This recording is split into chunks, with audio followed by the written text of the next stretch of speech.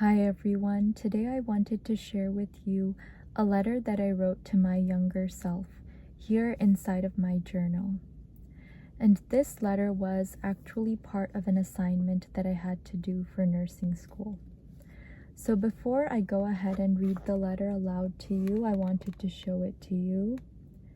So those are the first 2 pages of the letter, and then it goes on to the next page.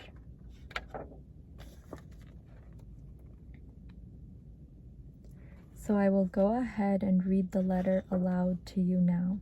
Here it goes.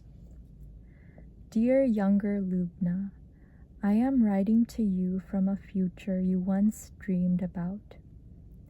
Even in your boldest imaginings, you could not have fully pictured the depth, the strength, or the softness you would carry within you. You were always reaching for something more. Not just success, but meaning. Not just progress, but beauty. One of the beliefs that carried you through was the quiet certainty that life, even in its most fragile moments, could be art. You believed that every experience, whether triumphant or broken, was worthy of being made beautiful by your hands and by your heart. That belief gave your life shape and color when the world threatened to turn it gray. It taught you that grace can be chosen, even in grief. Reflection has always been your companion. Long before you had the words for it, you would sit with your thoughts, turning them over like river stones, smoothing their rough edges. You asked the questions that matter most. What does it mean to live with purpose? How can I transform pain into love?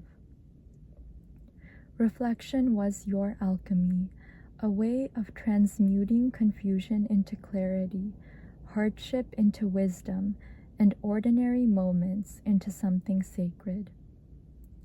There were heartbreaks you could not have predicted, such as the moment you failed out of medical school, just steps from the finish line. The world you had built your dreams on seemed to collapse overnight. However, even there, in the rubble, you found a strange kind of beauty, the chance to begin again. You realized that your calling to heal was not bound to a title or a linear path. You chose to step forward into nursing, into a life of service, shaped not by pride, but by tenderness and resilience. You never stopped believing that the work of healing, like the work of living, could still be art. Through every reinvention, you stayed true to something rare and precious, a devotion to creating beauty wherever you could. Whether caring for a patient, writing words to lift another's spirit, or simply moving through the world with compassion, you made even the smallest gestures a kind of offering. This was and always will be your art. Even without naming it, Ignatian values wove themselves through your life. Cura personalis, the care for the whole person, became your instinct.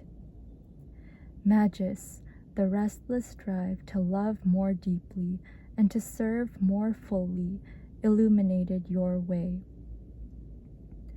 You lived the truth of finding God in all things, in every fragile conversation, every painful ending, and every sunrise you chose to greet. I am so proud of you, not because you knew the path, but because you walked it anyway, painting it with your own colors, even when the world handed you nothing but a blank, aching canvas. You made it beautiful. You made it yours. With awe and love, Lubna. Thank you so much for listening.